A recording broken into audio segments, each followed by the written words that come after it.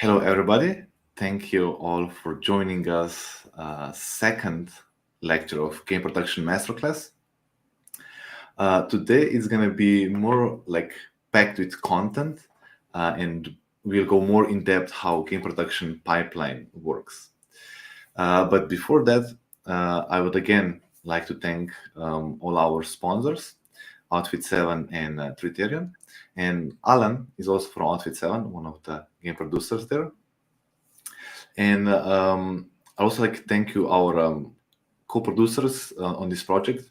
This project is part of Platform Network Center for Creativity and is co-financed by European Union and Republic of Slovenia.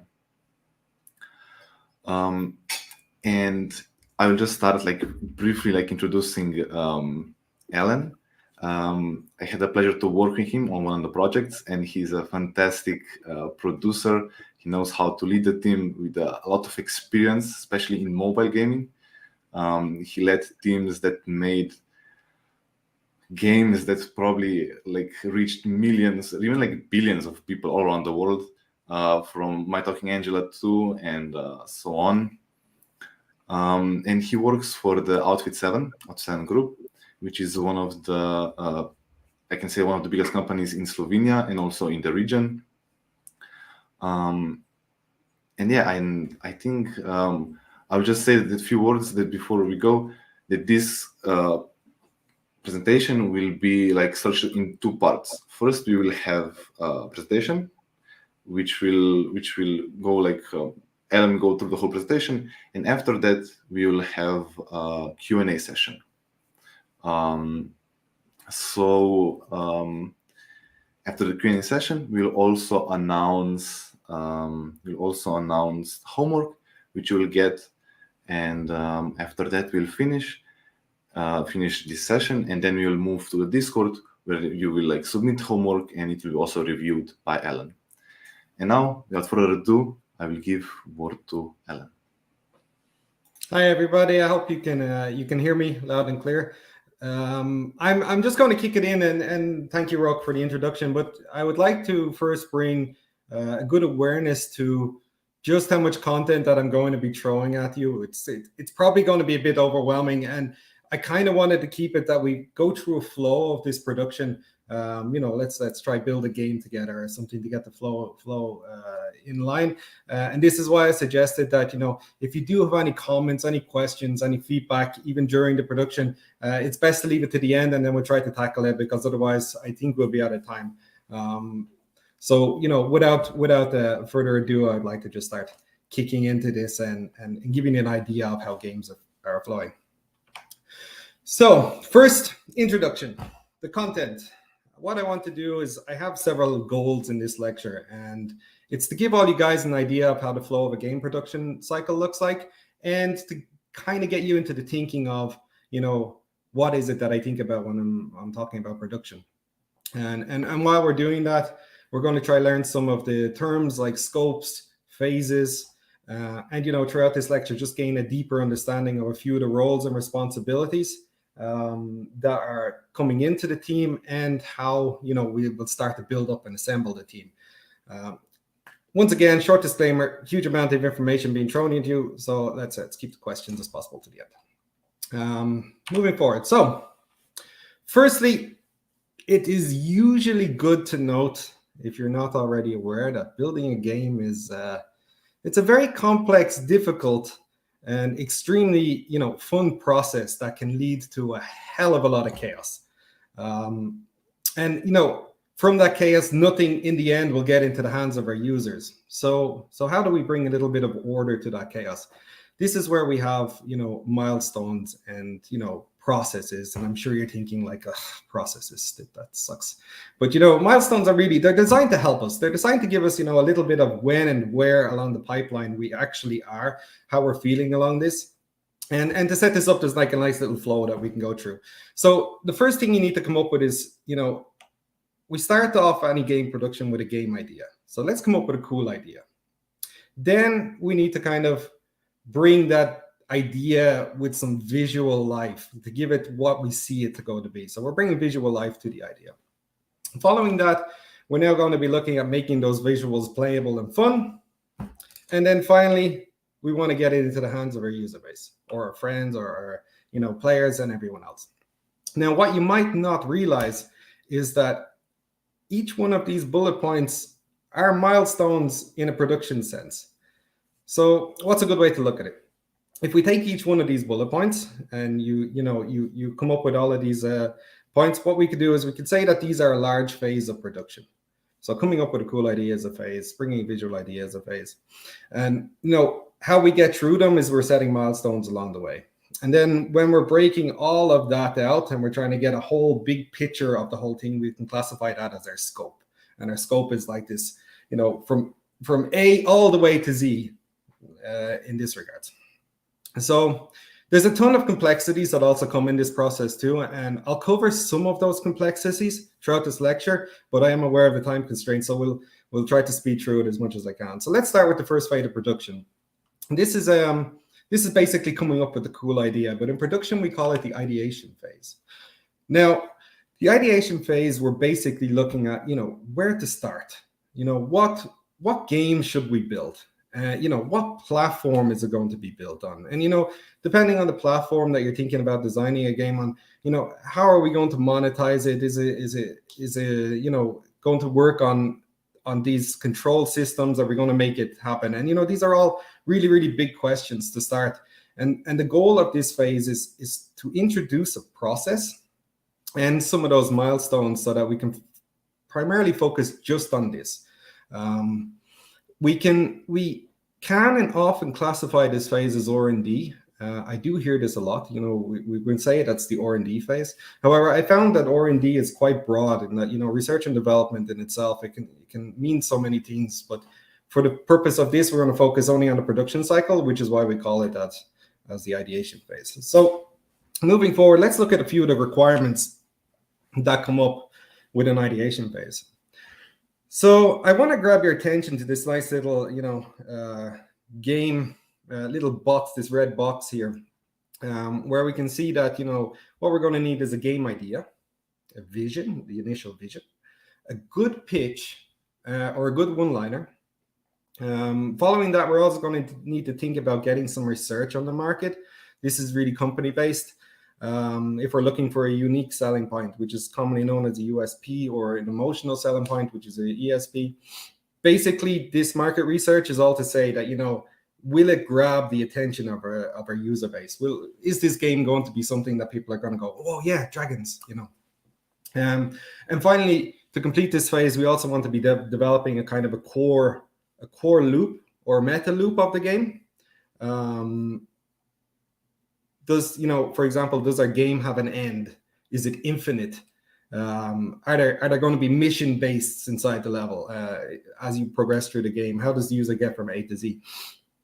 And from that we can start even prototyping some mechanics and get some visuals down by the end of this phase.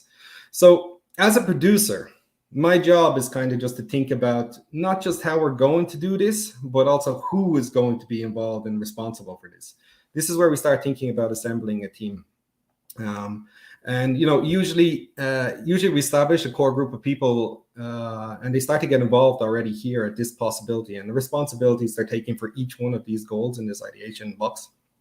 The time spent on this phase, if you were wondering, it can be anywhere between several weeks to even a couple of months. And this is something I believe Joanna also mentioned last week during her lecture. And there's not that far difference in the alignments when we're talking about, and you'll figure out each phase along the line as you're having discussions with the other lecturers how they all come to play. So to kick off, anyway, we're going to need a couple of people, and we're going to need to start digging into these processes. So commonly, we have 3 roles that follow into this, which is known as our product manager, our game designer, and a UX designer. And for the fun of it, commonly, we call those 3 people together the PUG team, as a product, UX, game design, PUG, PUG, fun. So who's a good PUG, and who's responsible for what during this ideation phase? So we've already established that we need to get an idea, a vision. And the one responsible for this commonly, at least inside of our group, is, the product manager. Other titles, I think, within the industry will be along the lines of game director, game owner, lead gamer. Every company has a little bit different. In our case, though, it's a product manager, and they need to come up with a game vision. And so what does that mean when I say a game vision? Well, a vision, like any vision, it's to be able to kind of see. I can see what this game is going to be. What would be a good example of that? Let's say if I plant into your mind, I want to build a game with a character in space and he shoots lasers, right? All of you now probably have an image of a character in space that's shooting lasers. You can see something. It's a vision. It's in your mind. We need to come up with that, and they're going to need to develop that process. And this is the product manager.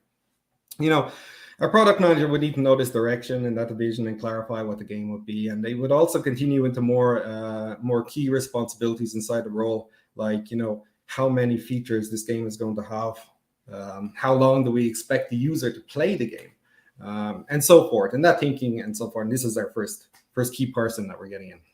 Moving on in the Pug team, we have, the game designer, which you heard a lot about as well in the past.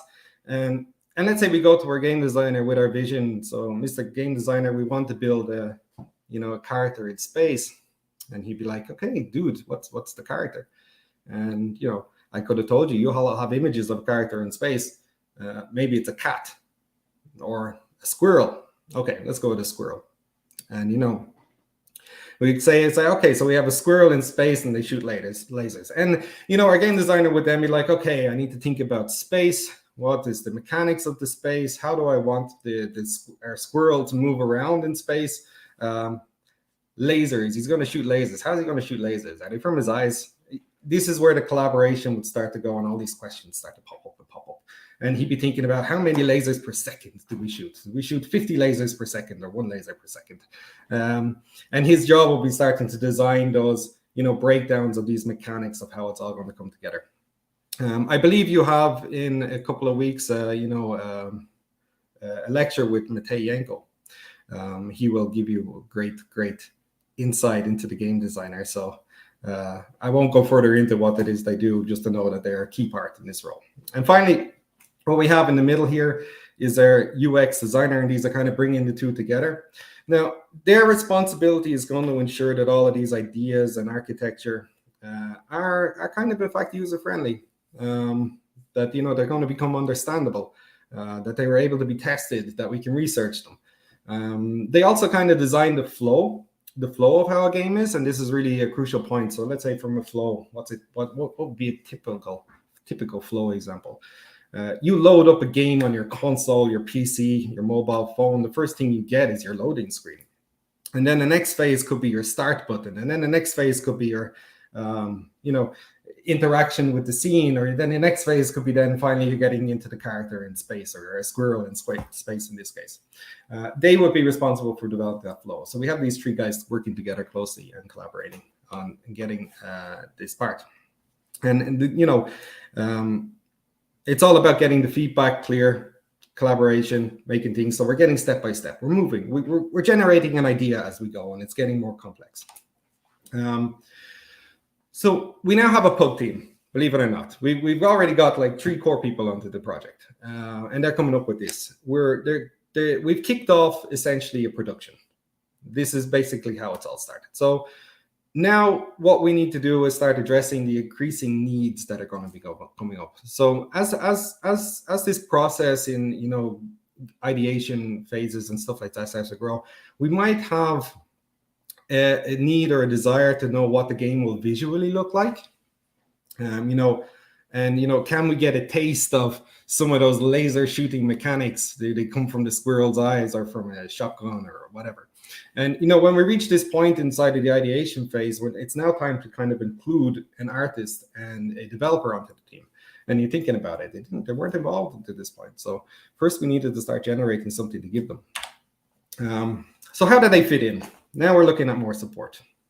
So a main artist usually assigned to the project at this point is going to be someone that's usually in a lead position, like a senior or quite a senior artist. And they would start developing like the artistic vision for the game, or at least the artistic idea for the game. At this early stage in the project, an artist would be, entirely responsible for coming up with the style and mood of the game. If we have our squirrel in space, what will the squirrel look like? That's his responsibility. What's it going to look like? Are they going to be shooting a gun? What will the guns look like? Will they be sci-fi, fantasy, futuristic, so far? And his responsibility now on the team is like, okay, I have to think about how it's going to be visually amazing. And from there, they're doing also close collaboration with the Pug team. And I'm going to be saying Pug team a lot. So Pug, product, UX, game design.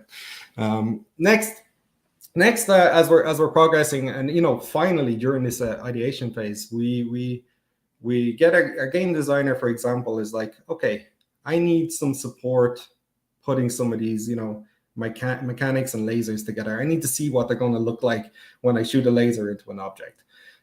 At this point, when this requirement is starting to come on, then it's time to pull in our developer. And so we're taking the developer onto the project, and usually the first one that comes onto a project like this, he's going to be a lead developer, someone who has enough knowledge to start prototyping, and even taking initial research into account, maybe thinking about what the architecture of the game is, how the space scene will be set up.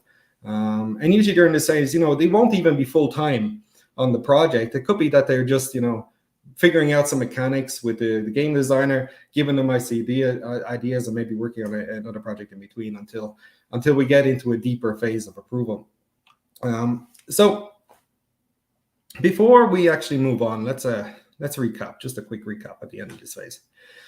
We've tasked a few team members to come together and build an idea and give us a direction for this game, that's going to be on paper, and it's going into a phase where it's ready for approval. So we want to see if we have something.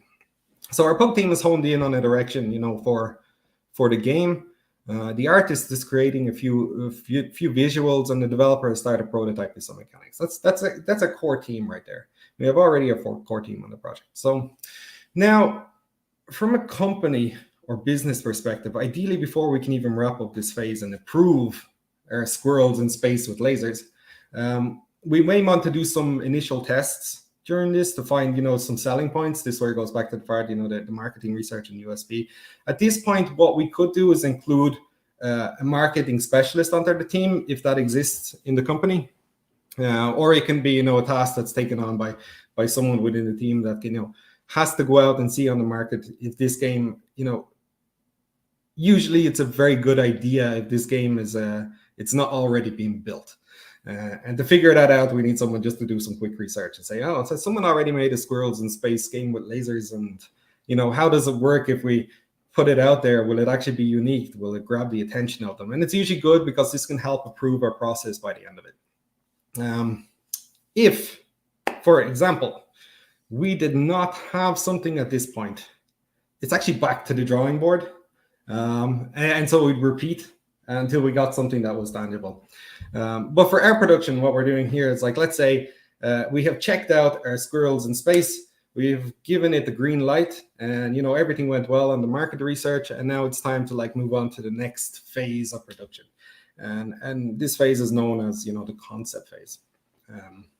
But before, here's our glorious idea. Our artists and our Pug team will come together, and now this is the vision that I proposed to you, and you might have a whole different idea of what it was when I first said it. You could have been thinking about Mass Effect or something. I don't know. Anyway, moving on.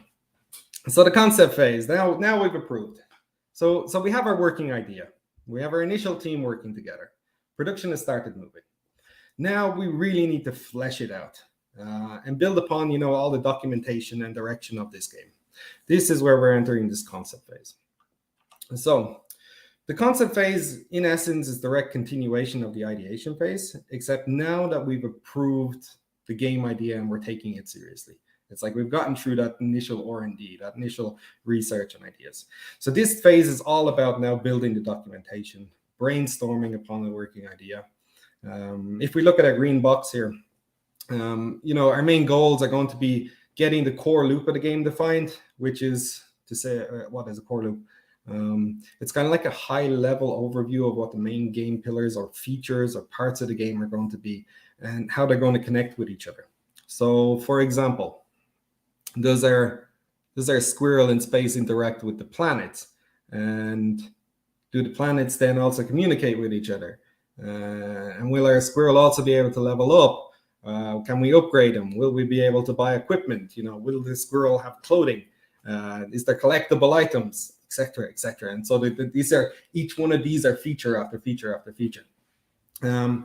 Also, during this, our product will have to have a clear vision aligned among the team by the end of this phase. So let's say it evolves our vision that we had, that it's our squirrel in space. Okay, this was a kickoff point, but now it's our squirrel in space, and he's on a intergalactic adventure to save the universe from evil bunny rabbits. Okay, now he's fighting evil bunny rabbits. That's it. So we're evolving our game as we go, and at this point of the phase, we're also tracking how well it's going to evolve and if it makes sense, and there could be more research. And so, all of these questions and answers will need to also be put there as we're generating it. So it's like, okay, we're getting our squirrel, we're building it, it's going to the next phase. Where is all this information going to be? And this is where we call it a major document to have all this information as a GDD or a game design document. And this is where it starts to go out. During this phase, we usually have a pre-GDD. It's not something that will be complex and deep with all of it, but our goal will be to get all of those core features that we can see what will be coming into this game by the end of this phase. So we want to know just how many complexities and features that we're going to have, and that will be a core milestone by the end of this phase. So in the meantime, the developer is now focusing. We pulled him in as full support now, and he's going to be constantly prototyping, constantly building, experimenting with the mechanics, and working close with the design team on the architecture of the product. We will also then have our artists, really needing now to lock down that concept art direction and come to a final decision of how the game will look like before we can even end this phase. So, to clarify, our squirrel in space with lasers idea is locked on the table. We have a few art style directions, and we have some working mechanics prototyped, but are still in development, and we haven't really even designed the game yet. This is where our game design document, the game design, gets more into production. So what are our top goals in this phase? Generally, as we're building this game design document, a heavy amount of work is going to be focused on bringing it all to life. From a production view, our end goal is to have that core game design document prepared at a high level. So, when I say high level, basically we want to have, as I said, all the features deemed necessary to make the game. We want to get them kind of approved, documented to a good level of understanding, not like a very advanced level, but a good level of understanding. So what would be an example? Will the users be able to change laser weapons and upgrade them, or will our users be able to level up our squirrel again? And this will be very, very clear as it's going down. We will also task our UX designer with this what is known as a grandma flow, and you can see nice little grandma here, and she's holding the flow. So the grandma flow,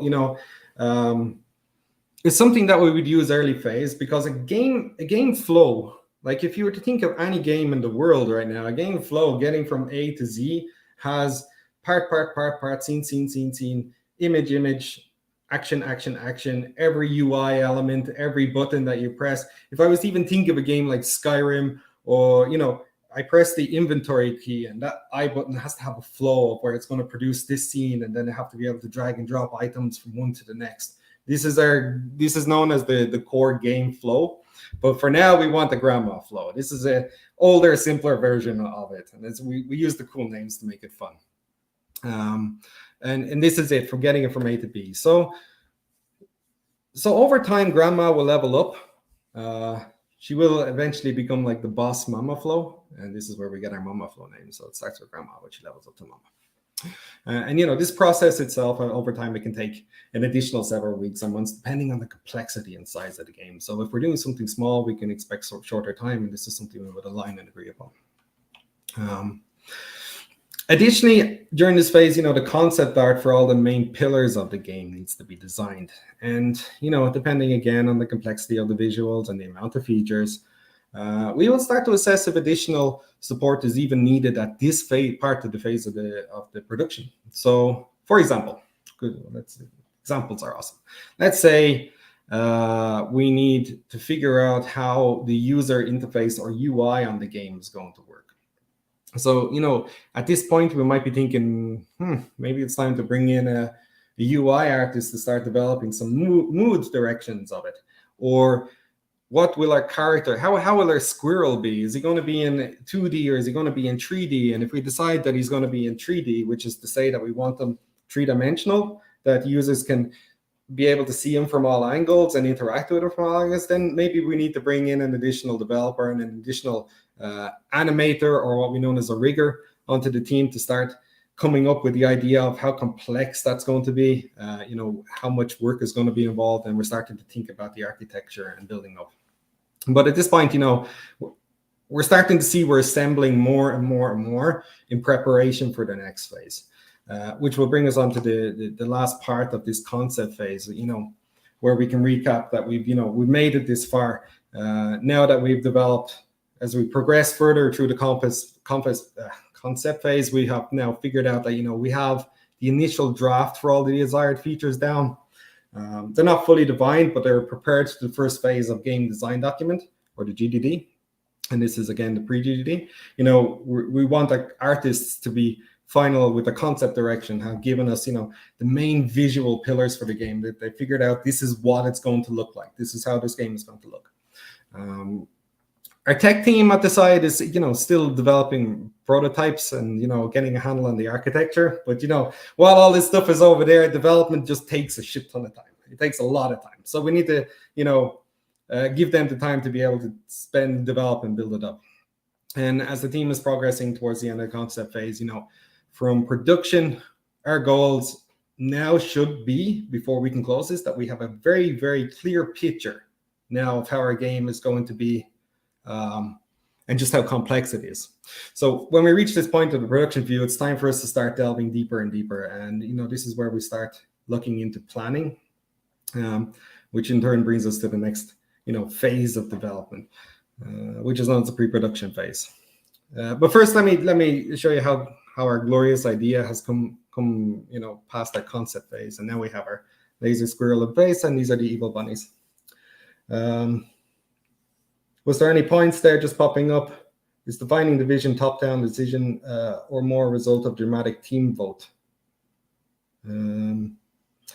It is more of a democratic team vote, but we would be careful with this, because there is someone that is ultimately responsible for it, and the person that is responsible for that vision, really, really has to be able to see it through. But they should be entirely open to feedback, improvements, being able to make changes to bring it in line. But I've seen in different companies, they handle it differently. How we handle it is that we do have a vision owner. How the vision can change all the time. This is why we have a pug team. It's usually those core team, and they're working together to even help define it. So when our game designer is coming up, it's like, hey guys, why don't we have bunnies in our vision? And then the product manager will be like, it's a great idea. Let's include bunnies in our vision, because they can see it from a broader scope. And this will be the best way. I hope that answers while we move on. So anyway, lasers in space, we're looking great. So now we've reached a point in the development cycle that, our ideas are documented. We have some prototypes. We have the visualization of the game. And we've done some initial testing. And, realistically, it's now that point where we can start to break down and estimate the workload that's going to be needed to put into this game. So from production, this is the hardest part, because we now need to shift our thinking from supporting idea creation, and collaboration, to now thinking about, we're going deep into key milestones. We're going to now have to start setting goals of when we expect to deliver each of these parts of the game. And, as this goes on, there will be a lot of different things that will heavily impact this process. And this is probably, when you're starting out, you will start to see the major impacts starting to come here, like Do we have a set budget for the game? What can we realistically build? Do we have enough people to build it? And that's actually a big topic in itself, and there will be parts of that covered in future. But it is a lot to take into account. And for the purposes, though, of this lecture and time, let's just say we have absolutely everything we need. And, in the end, it's going to plan out perfectly, and we'll have an awesome game. So, as with the previous slides, we set up some new goals and new to achieve and prepare for a game to go into full production. We're not in production yet. There's still quite a lot on the table we need to consider. So the first goal, and one of the best goals that we usually set inside production, will be our first playable, we call it. Now, it's different terminology inside of mobile game development. We would call it our first user testable build. In other companies, they will call it the MVP, or the minimal viable product. And the purpose of this really is to give us kind of a set stone somewhere in place and time that we can take the game and its minimal basic and just say, yes, this is what we planned to build. And so we need a deadline for that, and this is one of our first milestones. So our first playable, because as you are probably aware, the most amazing and inspiring thing about working in game development is that we are merging technology and art together. And while it's great on plan and on paper, once it goes into something that you want into the hands of your users, it can be a very, very different outcome to what we started with in thinking to how we got it into development and so forth, because there's always iterations and stuff like that. So the best we can do right now is to plan that milestone to give us a kind of a very fixed set or fixed point in time to say, okay, let's reach this point with, like, in this case, our squirrel. So we want to have our squirrel in the game. We want to have lasers to shoot, maybe some planets to explode, and that stops there. And then the next phase, as we progress on, we'll continue on. Also from this list, it's also wise to consider, involving legal. Yeah, sucks. Involving legal at this price of the problem. And the reason for this is setting up the things like the IP or intellectual property. We have compliance and naming and all the legal mumbo jumbo, but basically we want to get legal entity involved so that we can say, hey guys, here's the game we made, and no one else is allowed to make it because we made it first, right? That's basically it. And you're covering yourself in that regard. So we're thinking about already how we can cover ourselves here in the future. And finally, during this phase, we want to be also brushing on identifying some risks, which are, believe it or not, already risks from even this production pipeline. So let's start looking at the game plan. So as I was saying, our first status is at this model, but we want to figure out how we're going to estimate our production. And for first, we're going to need to actually start using the team that's been on the production to this date. At this point, our team consists of our lead developer and our lead artist. These are our two main production guys, because they're going to be building parts of it, and they're going to understand how much time it's going to take to build a feature or to deliver an art asset. So given their expertise in creating and building assets and code, in production, we need to rely on what estimations they're going to give us. An experience in time, you can commit a bit, but let's take a squirrel, this guy here, for example. So we'll need someone to create him. And, for example, our Pug team has documented that we want our users to be able to use this guy in all directions. So he's going to be a 3D squirrel. Firstly, we'll need to turn to our lead artist and, ask how long is it actually going to take to build, a 3D model of this guy. He can come back to us then later and say, no problem, I'll check it out. Maybe he has a discussion with an animator or a rigger, and it's like, yeah, this will be about 1 to 2 weeks. So now we have our first little pipeline of our stuff we're writing down. It's like, 1 to 2 weeks, okay, for the rig of this game. Then we may also want to, our squirrel to make some footstep sounds.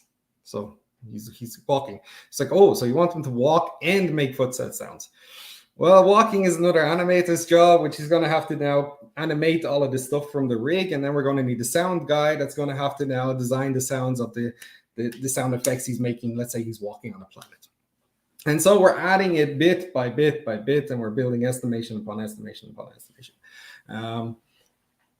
Now, as that's progressing on the art side, now what we need to do is also turn to the developer side and say, hey, we also need a world to put this little squirrel into, and he'll have to react to some controls. Let's say if you're on a joystick or on an iPhone or on a PC. So we want the movements to be work. So then then our developer will go, okay, this is probably going to take a couple of months to set up. We're going to get our infrastructure. We want to get everything ready, and we're on production taking down 2 months additional work on the development side to set up the core baseline for our game as we're gearing towards our first playable build. So then what we're doing in this phase, we're repeating that process. So let's say feature one is our character. We decided it's 3D. He's going to have some animations. He's going to be needing to be in a world, in the scene. Now we also have the feature. He uses lasers, right? So now we have another feature, which is our lasers, and we're going to have to now go back to that process. What are the lasers going to need? Do we need a visual effects artist to be working and make them all sparkly? Do I need another developer to code in the physics and mechanics of those lasers? Eventually, we're going through feature by feature by feature. It's a little bit of a painstaking process, but absolutely critical.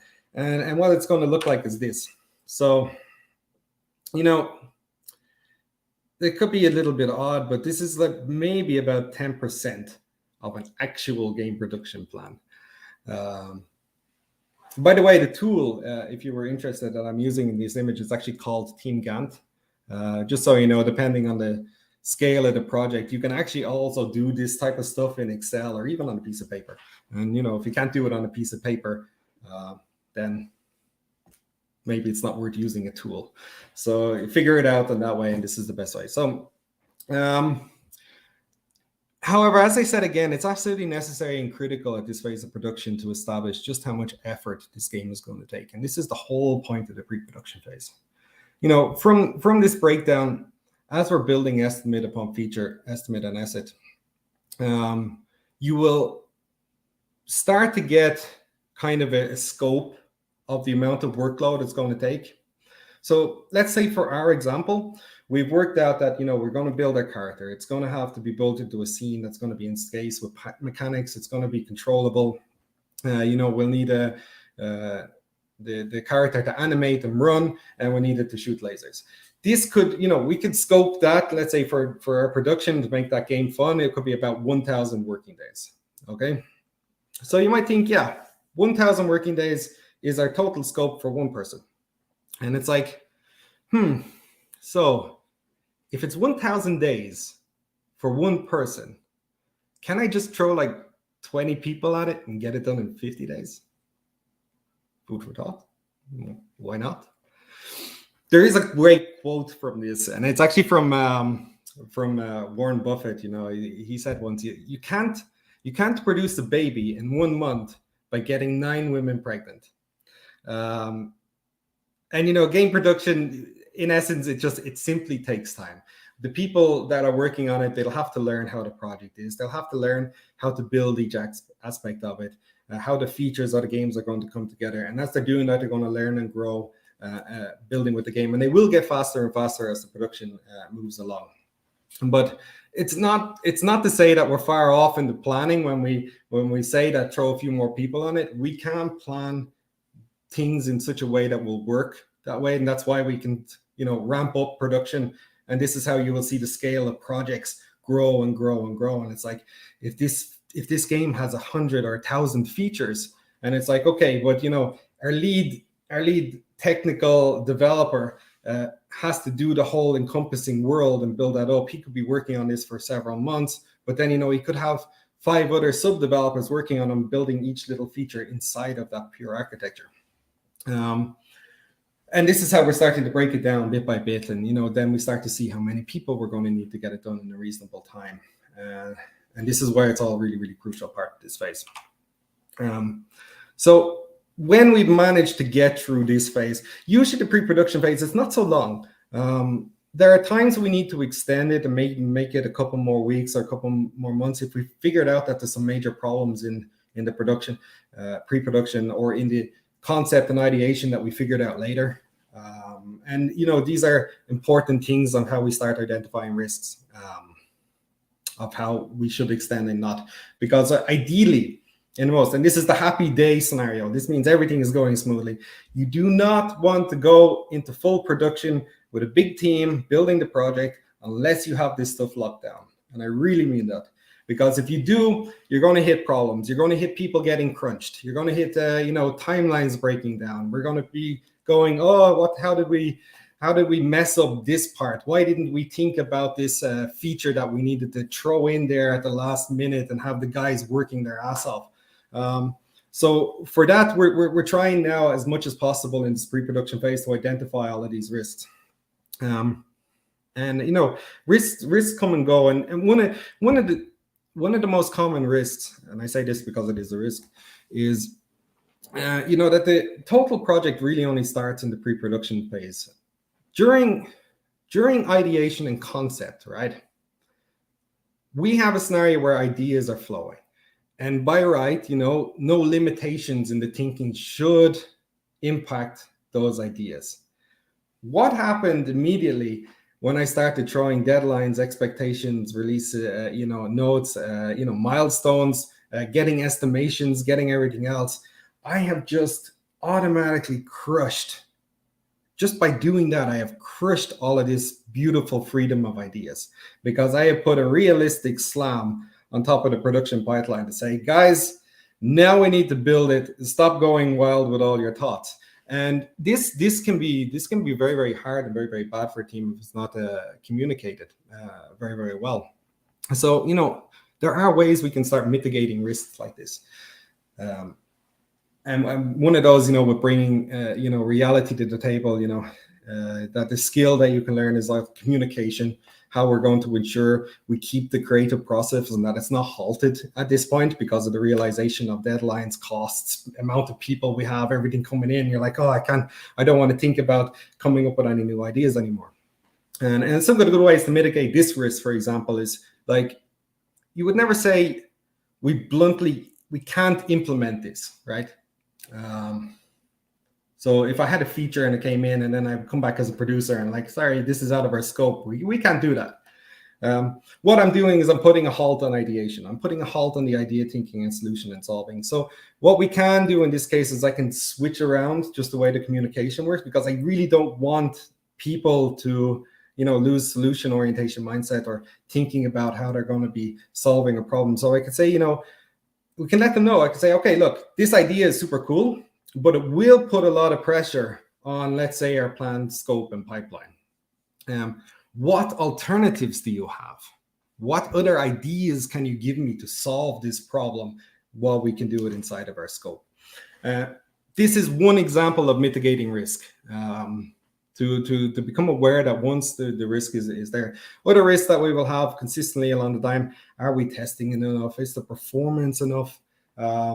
What problems we encounter? How many bugs we're going to encounter along the way? These are things that are going to be, all we can do is kind of thumb estimate our plan, in this case in pre-production, to give us that, we don't want to kill the creativity. We don't want to put a stop. We're trying to move smoothly into a production phase where the team is on board and they're excited about getting involved in this game. There are also the other pipeline risks that we need to think about when we're planning. It's like, let's say our lead developer who was planned on this project, has a baby, and he or she decides to go on maternity leave for several months. To mitigate that, we need to kind of thumb it. And most of the time we will put some additional scope onto the project as we're going in. But with all that said, if we got everything down, we're breaking down all these little ideas break by break. We understand what every feature. We have our scope. We have our plan. Now we're ready to finally go into the production phase. So here we have our nice little glowy production phase. So this is now the scenario of all hands on deck. this is time to put all of the action, all the planning that we had into action. So it's time now to bring the teams together, to start getting work on the features that we were planning and preparing from basic ideation to where we hit it into the pre-production phase. And this is also a phase where we start to turn around our thinking that we're going to be focusing on alignment and collaboration, in this process. So we have our plan. Now we need to kick it off. Our first milestone, is in sight, which is going to be our minimal viable product, let's say. And we've broken down already what needs to be done to bring that part of the game to life. Now the organization of teams and people are coming together, and the project, the project to work on each of our features is starting. So everything is now moving into action. And the first major goal now is going to be keeping the team aligned on what we're doing, step by step, how to reach how to reach that main milestone and keep it as realistic as possible. So to do this, we need to have our goals very, very clear and well defined. And one way we can do that is by planning sprints and iterations to make sure things are moving in the right direction. We'll also need to actively address feedback from the team members, listen to the improved suggestions, maybe tweak some of our sprint plans, mitigate some more risks as we're going through, which will allow it to grow to building the game. So, how can we keep all of that stuff clear? It's a lot to throw at you. I know. We're building a game. So, our project started with a system of planning known as sprints. Now, what is a sprint? A sprint on a project, is designed to help us realistically achieve that long-term goal over the course of the production. So let's take, for example, one sprint. We decided on the team that one sprint is going to be 2 full weeks of work. So if we think back to our, pre-production phase, 2 weeks can have maybe half of our squirrel model prepared. It was 3 weeks in total to get everything done. So we could say by 2 weeks, we should have, the baseline for our squirrel model done. And our development team would probably they gave us 2 months. So that's like 2 weeks. And out of 8 total weeks, it's like 20% or 10%, 15% of the actual game hub and everything ready to go. And, setting up a sprint and setting those little deadlines by the end of 2 weeks to keep it real will give us an idea as we're progressing through a project to see if we're reaching what it is that we defined and designed, even from the concept ideation phase all the way along. And so, when we plan out our first sprint, those first 2 weeks is going to be like, okay, end of that sprint, we want to have at least 80% of our character ready to go. Maybe a couple of the animations for walking is prepared. We could have laser VFX ready to go. Maybe our sound guy has come up with some ideas on how to make the cool footsteps and running steps. And, maybe those first 2 weeks, their developer just managed to get a scene set up and nothing else. So essentially, we're doing our best now to keep each of the teams focused on this, on the outcome, so that we can confidently say at every step, every sprint, every milestone, it's like, yes, this is awesome. We're moving in the right direction. So let's move to the next implementation and so forth. And this is quite a difficult process, and it could take a lot of time to explain all the complexities of that. But as it is, we're running a little bit short on time to get through the last few bits. So how do we address feedback? We also, when we're in production, we want to be listening to our teams a lot during production. As we move through those sprints and the constant improvements, ideas, concerns will pop up all the time in production, because it's a highly creative process, and it's really awesome where you get ideas. It doesn't matter the person that's working on it, as long as you facilitate that idea generation, you will always get improvements. But you will also get risks and things coming up like, hey, I didn't understand how this worked, and there could be a problem like here we have our bunny, and maybe our one of our artists going around saying, every single time we try to make this bunny, it turns out cute and fluffy, and we want to make it evil. And this is not working because every time it's cute and fluffy. And this could be a problem risk. And then we will go, okay, let's take it back. Let's go to our lead artist, the drawing board, and our lead artist will be like, don't worry, I got this. and then he would just put some eyes, and next thing we know, our bunny is evil, because red eyes are evil, I think. But the whole point is, regardless of the feedback or issue, we should be taking time to address it consistently throughout production.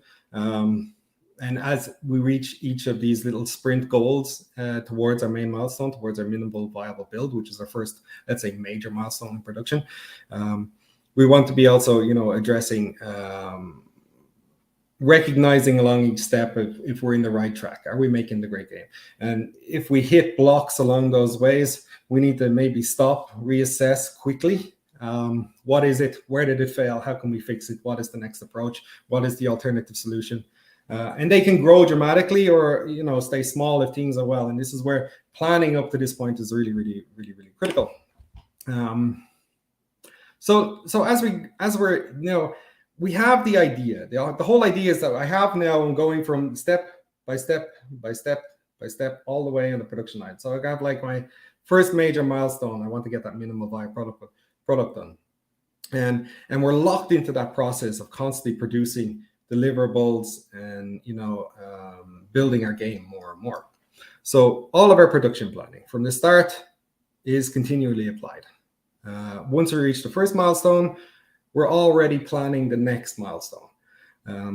So for example, you will have a lecture, I think it's much further on in the future, on what a vertical slice is. And this could be a key milestone in your development plan, to say, okay, we've reached our MVP, but now we need to meet a vertical slice, and the vertical slice is a much more completed form of the game, which will be more explained in detail.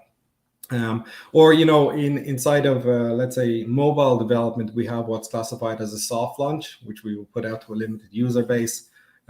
You also hear the terms beta builds or alpha builds. These are key milestones in a production line to give us, that feedback, that indication that what we're building is amazing, and that we're following all the way from the game design that we had from the initial vision to bring it to the end. So this constant feedback addressing in the team, and we're doing our best to kind of manage and mitigate all the risks that are popping up during this production. So some additional points to mention is that we're quite low on time. During the course of this production phase, you would also maybe be including a lot more involvement from the marketing team, from sales team, from licensing team, from distribution teams, analytics, content. I could go on, and every team is getting involved at some point. But for the purpose of this, I just want to keep it that you have an idea of a flow. The complexities, they go wild, but it also makes it more challenging and fun. But as we're edging closer now to the completion, which is bringing us to the final phase of development, so we're getting through the production, and we're managing to build our game. This is known as the launch phase. So as we're coming close to the end, the launch phase is the last big final phase of our production pipeline. So we've managed to produce our game. We brought it to life. We've progressed all in the milestones step by step. And, the last few weeks before the game is really ready to go, we into the world, usually in the development of the project, this phase would kick in or kick off when we're only doing what would be classified as bug fixing or stabilization, maybe some minor polish, as we're getting close to ready to release. And as production, when we're looking at the production line, it's now time to really think about what our strategy is going to be after we launch it. So we've been working on bringing the whole idea all the way to the end of production. It's like, okay, now we have to get it out the door. And then what's going to happen when it hits out the door? If everything went smooth in our production, at this point, we would probably also have involved marketing and distribution teams. And let's say, depending on the scale or scope of the company, they could have developed big campaigns for kickoff. For example, maybe there's a cool CGI promo video for the launch to help the promotion of it, or there would be more advertisement happening in different parts on how we're communicating to the world. It's like, hey, this game is ready to go. It'll be out on the 26th of January, or prepare yourself for the launch of Squirrels and Space. And everything requires that little form of planning. So we're constantly thinking about, okay, how do we get to the next step? How do we get to the next step? And this is the purpose of the thinking when it comes down to it. So in mobile game development, we tend to do a lot of testing to prevent any major breaks, but everything from that planning, from minor bugs to self-balancing, we're questioning now. So we're quite set in stone. Let's say we're quite set in stone with our deadline. We have a deadline, and it's the 8th of March. So our deadline is the 25th of March. And we need to know, like, okay, are we ready? Is the game stable enough? Are there many bugs and there are many problems inside of this? And you might have the answer yes, to which we would also need to be very, very aware of what ones would be classified as a severe bug or a severe problem in our game. In a lot of cases in production, this is sometimes the harder decisions start to come up. And this is why we have this launch phase. What bugs are we willing to go live with versus when we need to put a massive shutdown on setting it to the world? You could probably think of a few game examples that came out to the world and they were like, wow, there was so many bugs in this, this was really, really bad. However, when you have those critical high level bugs, in my eyes, a game should never launch with those, but you can have mini bugs that would be picked up by our QA team and so forth. And these could be like maybe when the squirrel is holding a laser up here, there could be a clipping between the laser and the character that is only noticeable if you go in with like a little bit of a magnifying glass, or someone has to specifically look at it, but it will probably take 2 weeks to fix. So from that decision point, it's like, we can live with that, and that's okay. We'll get it out to our users in this point. And from that, we're planning also the strategy, and we're thinking about what it is we can go live with and what is okay and what is not. And then after that, we're also thinking about here planning the next phase of updates. What is the update strategy going to be for the game? Are we planning to release all those fixes for that little character?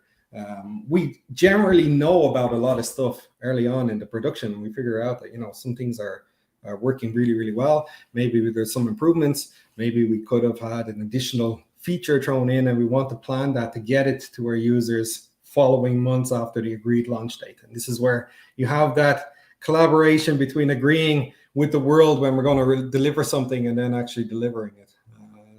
In a lot of cases, it's usually best not to agree with the world when you want to deliver it, but you will always get the best, let's say, launch if you go this way. And if you plan it really well, you will always have a much higher success getting a game out there.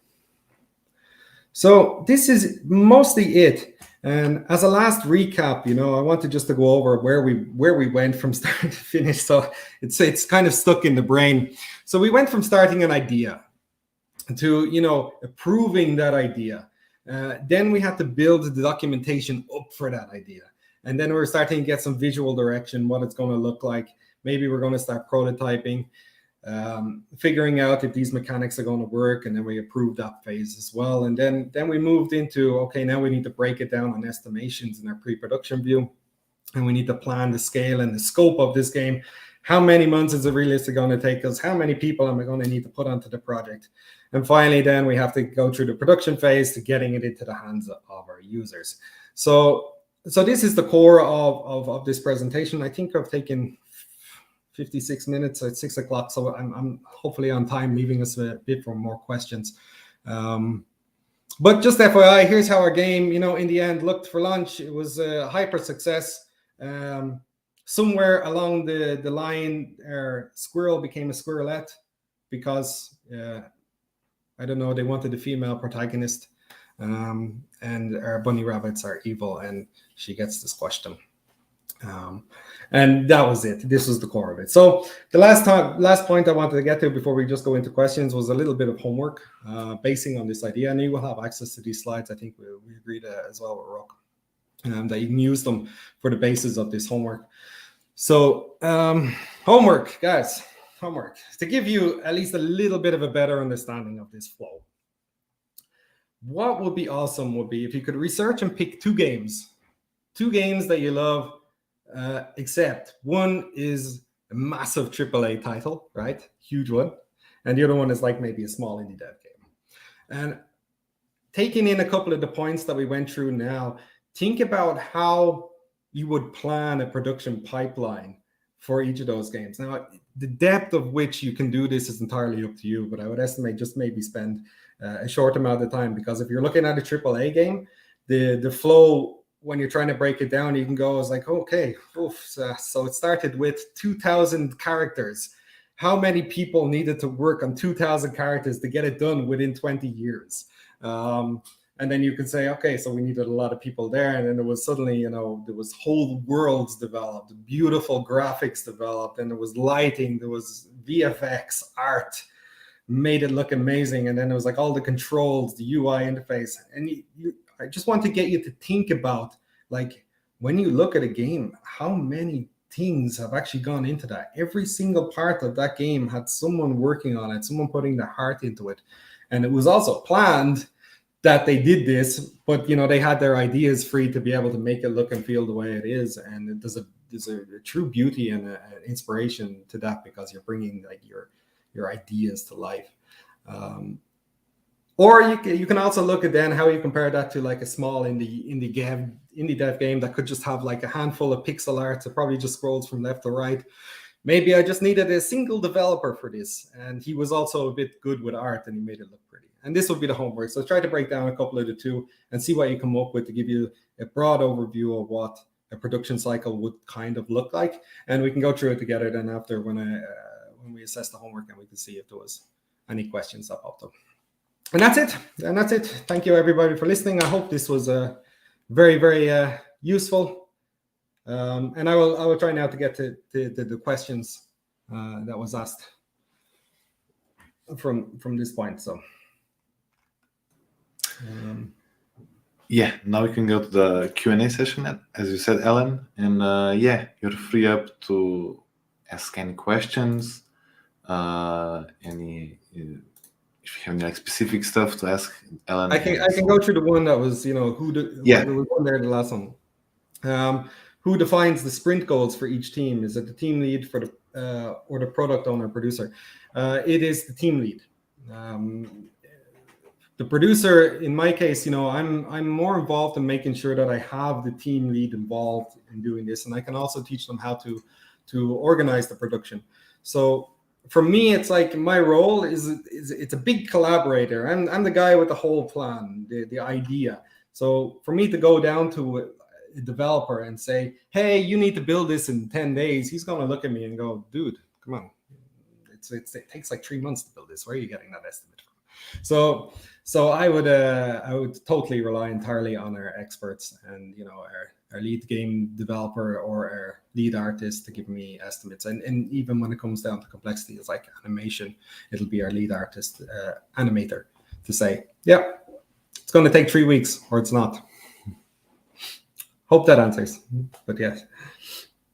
Following this, how much can reusing assets and code between titles cut down the work hours and potential issues down the line? Again, this one is a fantastic question, but it's also very, very core to what you want to build. Reusing code for us in the past has always led to failure. I will say this, it's always led to subpar stuff. We do have some systems in place where the code being reused is fantastic. And it's something that would be used in every single game. This could be something to do with compliance. It could be something to do in mobile game development. We have what's known as this age gate, for example. An age gate is when the first game you load up on this device, it will turn around and it will say, what is your age? All right, and this could be something that this doesn't need any new advanced graphics or new advanced features or anything. It can be applied to every single game. So this will be a core piece of code we reuse. But when it comes to core game development, you want to be building it kind of new and thinking about it, because depending on the complexities of what it is, that decision will matter a lot. Okay. I can't tell, by the way, if these answered your questions, as I'm missing maybe more the interactive chat. But following that, do you think really small teams, sub 5 people, should do less planning to avoid some over. Absolutely not. The planning is to make your life easier. When it comes down to it, even when you're looking from that perspective of a small team, it just means it might require smaller amounts of planning. But dedicating, 1 or 2 weeks to say, this is what we want to do, instead of just winging it all the way. If you're winging it, you're going to encounter problems, and then you're going to extend the scope. And then what you're going to see is this big little investor deadline sitting over your shoulder going, ding, ding, ding, I need a game delivered by now. What the hell happened? And we were like, well, halfway during the production plan, we decided we wanted our character to look like a cat. So it's no longer a squirrel, but it's instead a cat, and it looked really cool, and we went that direction, and it cost us a month of work. This is where your vision holder is really, really critical. And this is also, like I said at the very start of the presentation, to do with, bringing a little order to the chaos, because otherwise you can go deep into the chaos. And the end goal is, art always can improve, always improve. And I really mean this. You will not find an artist ever that they will give you a piece of work and you can ask them, do you think it's good enough? And they will say, yes, absolutely, this is perfectly fine, I love it. Every one of them is like, actually, no, I need another week to work on this, I'm not happy with it, right? So there's a point to where we have to find a balance in this, otherwise we can prolong production forever, and then nothing gets into the hands of our users, or we've lost a deadline. So I think absolutely, even you should be doing planning as much as possible. Okay. Any other questions, guys? I know it was a tremendous amount of information. I hope it was useful, at least. Yeah, I think you went like through whole pipeline, like really like. I tried, but again, the complexities in between it all is huge. Like we could spend like half an hour on each segment, and it would be you guys would never rest. You're fans of planning. Yeah, well, I hope so. But I think, when it comes down to all of these things with planning, it's all about the teams. It's the people you work with. When everything comes down to it, it's all about who you work with. You can have really, really good people that are inside of your team, that are cultured, they're open, honest, and they're able to talk about problems, and we come together with solutions. And these are the best plannings you can have. There is one question from Gregor. Yeah, sure. The ideation and concept phases can take a long time and may be hard for a solo dev to follow strictly. Since we prefer to focus on the game itself, which part of the phases are still critical for us? Even in small development, I would still find it very, very useful to think about how you're going to get to the end. So if we were starting out, let's say I can think back to maybe 8-9 years ago when we were beginning, we first had our Talking Tom games coming out the door. The planning was very, very minimal, really, really minimal. However, the crunch became tremendously high. And, there's a coincide there. We didn't spend a lot of time planning, but the end result was the guys, all of us, including myself, working 12, 14, 16 hours every day to get the game out the door, because we always wanted more. We always wanted to do it, and the passion was extremely high, and we're doing it. If you're even looking at it and you're using the argument to yourself with a small development team, that you're not thinking about how do we get to the end goal, do we need to spend more time thinking about what we want to build in ideation? Do we need to think about, are we missing documentation? It's one of the biggest problems that consistently pop up. Are we missing documentation to say how this feature is going to work? And I get it all the time from developers in the past, where we would go like, hey, this is not properly defined, I don't know what to do here. That's not to do with the scale of big or small project. That's just a consistent issue. And from that perspective, it's like, maybe if we spent a little bit more time developing that documentation, would then our cycle gone smoother, even though we always want to build a game. Just get more involved with the small team, get them more involved in thinking about the ideas. They will love it just as much as, building them, brainstorming, coming together, solving the problem. But this would be the best approach I would take. Okay.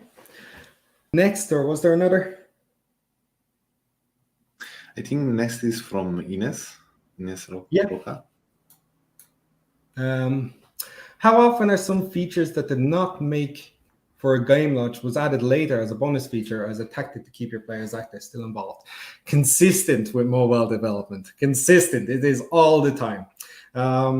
I don't know how often this works in console games as much. I don't think so. In a lot of cases, most of the console and PC games, they usually release big patches, which are, a lot of content fixes.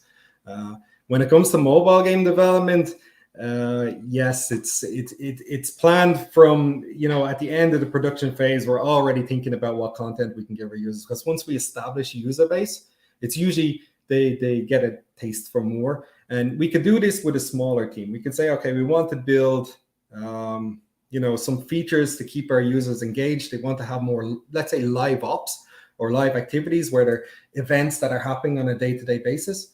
And from there, they can, grow the length and, let's say, lifetime value of the game, or LTV, because we want to keep our users in the cycle as much as possible. And if they're having a lot of fun, so are we, and so it's great. And we're coming up with new ideas and, so forth. While maybe on the other pipeline, there's another game being built. We want to keep these guys happy and engaged. So I would say 100% on mobile games, it's nearly that we are always planning more features. Some features we just have to make a hard cut if we made the agreement to launch a game.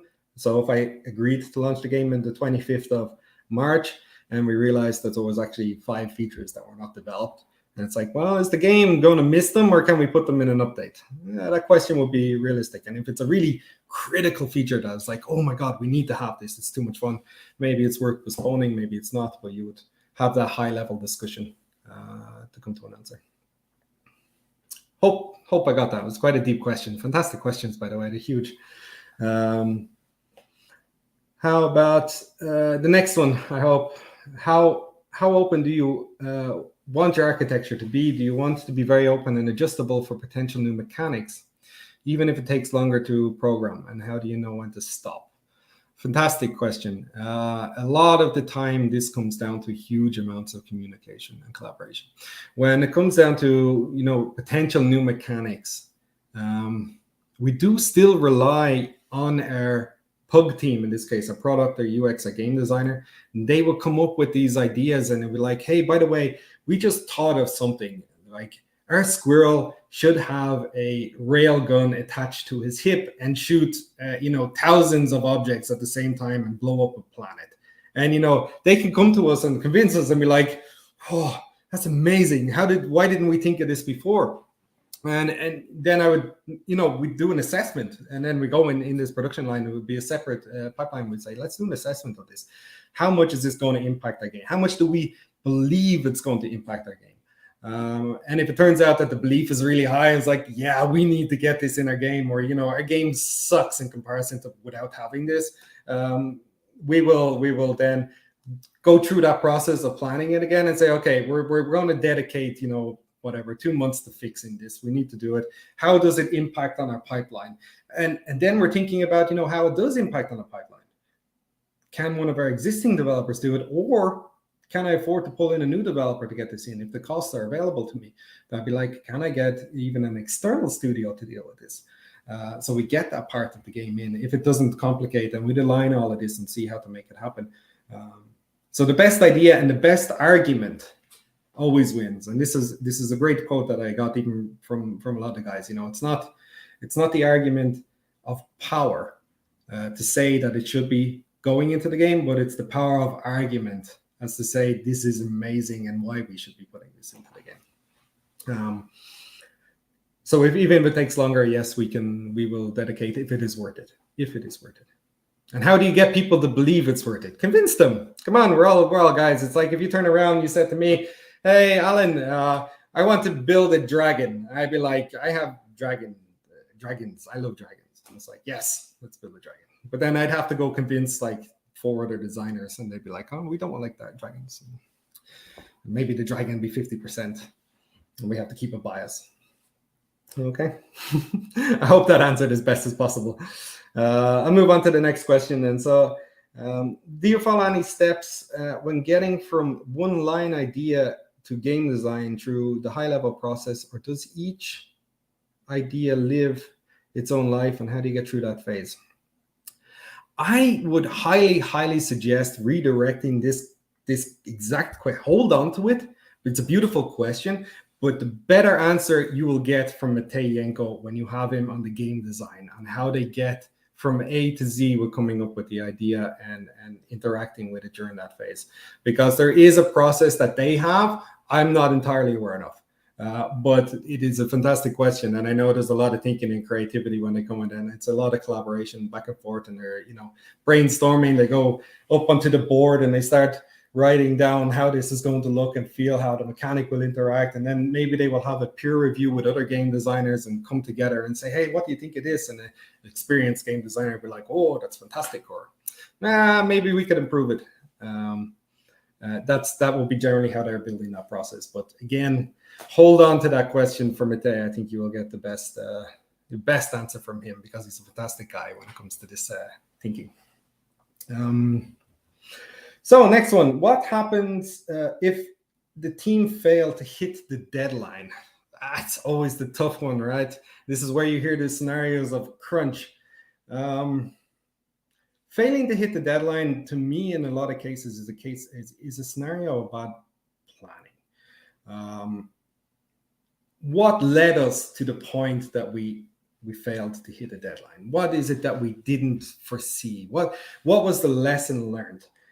Failure is, in my eyes, is never entirely a bad thing, unless I was costing the company several million. Then I'd be like, whoops. I'm sure that people would get fired for that. But if we did have a failure in the pipeline, usually we would start to see it along the lines. And a lot of experience in dealing with game production, or dealing inside of a team, working with guys, will allow you to spot these things sooner, because you will learn from listening, and listening is the best technique to even prevent failure. By saying, someone could raise an awareness, it's like, by the way, I can't get this done on time, because we're encountering something we didn't expect, some other problem. This could happen weeks before it got to the failure point, where we just went, that's fine. It's fine. We'll continue on this and we'll deal with that later, right? Then it would automatically start to lead to, when it got to that deadline, it's like, hey guys, I told you like 3 or 4 weeks ago that we can't do it. Why are you suddenly reacting that we don't have it now? And this would be your fail. But what happens directly inside of the team? It's a good question, because it really depends a lot on how things like this are communicated. The big failure would be like the failure of a game.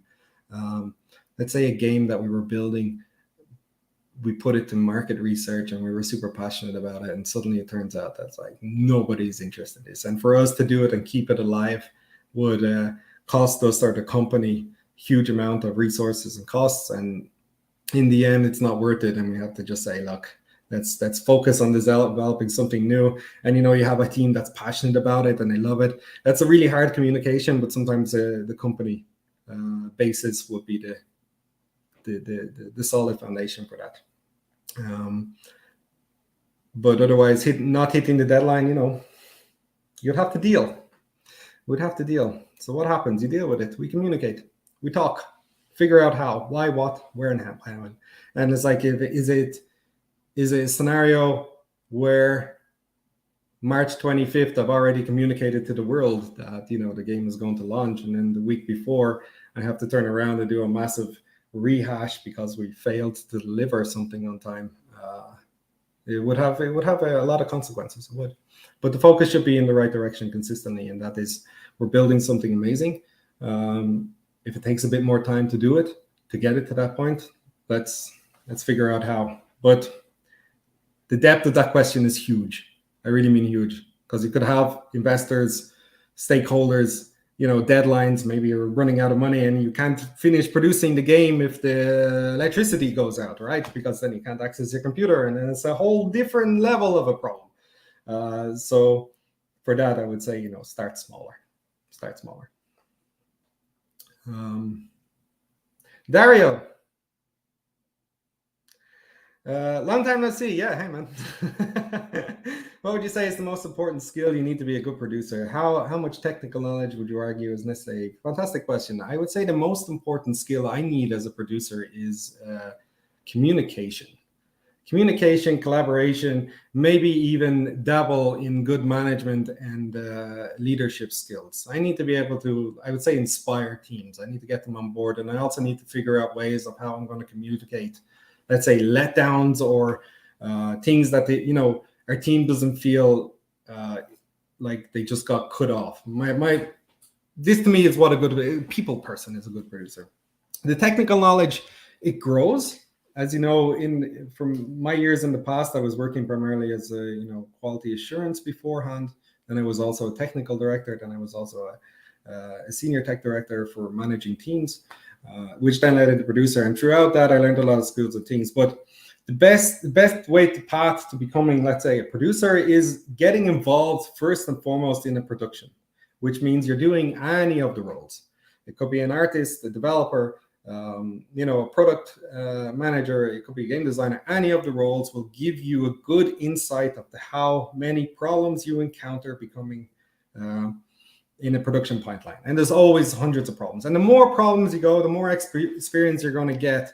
And if you wanted to delve out and deal more with the collaboration and mix of people, it's very much in line with this role, which is trying to bridge that gap of every single department together, so that the chaos doesn't go wild. And our tools, our processes, and figuring out how to bridge those gaps with milestones and so forth, making it real and fun.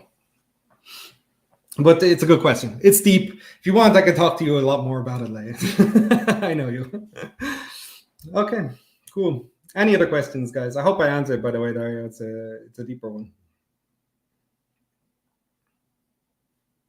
Yeah, you can wait for a few more if you have some more energy, Allan, in you. And yeah. There we go. Immediately, what comes first? Budget or scope? Good question. It's one of those that depends on what you have, right? If you're looking at starting it's like a question from a perspective of starting a new studio, in which case initial budget comes first. Because first and foremost, you need to be able, and budget also could be your studio. This could be like, this is my home room. This can be my studio. But at the same time, I need to be able to afford to put on the electricity or the light, and to be able to feed myself. This is where your budget is critical, right? And from there on, then it's the scope, and then the scope can enhance how big that budget needs to be to actually complete the game. So depends on the level of which way you're looking at the question. Are we looking at it from the budget perspective that you wanted to establish a studio, to which case you need to be able to get a room, so to speak? God, there's an innuendo in there. I know it's terrible. Yeah, get a room. And then after that, if you have a game that you envision, that you see it's something you wanted to build, and you're like, yes, I want to do it, and you're coming from a developer perspective, it's something you can do by yourself. It's a terrible idea, because you will burn out most likely before you get anything out the door, unless it's really, really small. But always start small in any case if you're starting something new. I think we take for granted inside of the global game industry that all of these big games, these huge AAA games, they all started out tiny. You just have to go back in time for any game, and you will see the developer or publisher, like who was involved and where did they start. Some of them are back in the 90s, and you'd be surprised how many exist like this. And they probably all started out with very, very small budgets, but then they started with something small, which then maybe increased their budget if it was a success, or they retried it and increased their budget, so they can get to the big, large scale games in the end. I hope that answered Snake, if I pronounced your name wrong. Okay, Dario, how much harder is a producer's job now, since a lot of companies started work from home culture? That's a fantastic question. It is harder.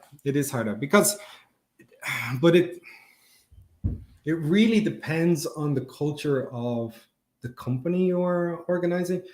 I'm looking at this primarily from a leadership perspective. When I'm thinking about the fact that I could have this really close bond and relationship with the guys I work with. And then when we're disconnected from home, that bond will slowly start to separate. And there's a balance there, because at the same time, I understand like some of our core developers, they really, really love to work at home because they have the peace and quiet to be able to do what it is they have. But then I could say the same thing about a lot of artists. They really need to be able to bounce ideas off people and brainstorming and so forth. And for me to merge all of those together, bring them together as a team, make sure that bonding experience and that they have a clear vision and direction of which way we're going in the project. It is easier for me to do that in an environment where I have the team with me. But we adapt. We're doing this online, and I hope I'm bringing the same energy that I would bring to the team, because I would also, love have had the opportunity to meet everybody in person. But since the situations required otherwise, you would have a different feel that you're having from the nice little box camera. But it is hard. I would say it is harder. Yes, absolutely. I'm missing that bonding experience that is kind of core to our job, bringing the team together. But just because it's harder doesn't mean it doesn't work. We do make it work. And we did. And we built games during the whole thing fantastically well. And the team were awesome. And we were constantly working on Skype and calls, but it required a lot of planning. I can give you one fantastic example. If you had 3 people in a room, and one of them encountered a problem, what they have to do in this case inside of that room is they turn around and say, hey, I have a problem, right? Step 1. How easy is that going to be? That's just a direct collaboration and communication. You're going to have an instant response, instant thing, and it could be just like this. Now, working at home, I have a problem. What do I need to do? First, I need to set up a calendar code. I might need to set up a Zoom call. I need to prepare and ask the guy in advance if he can talk to me and help me through this problem, which are like 4 other steps that I need to do just to make sure that we have this. And then if that process consistently happens all the time, you're going to see a side effect of people feeling a little bit burnt out, because now they're like, fuck, I really didn't take the time to plan something, talk about a problem, and then therefore you will have more complexities in that. I hope that answers a bit, but again, awesome question. Very complex, very, very complex. We're trying to adapt to both to keep the balance, so you have that feel for the people who need it and want to be part of it, and then freedom for the people that want to work from home.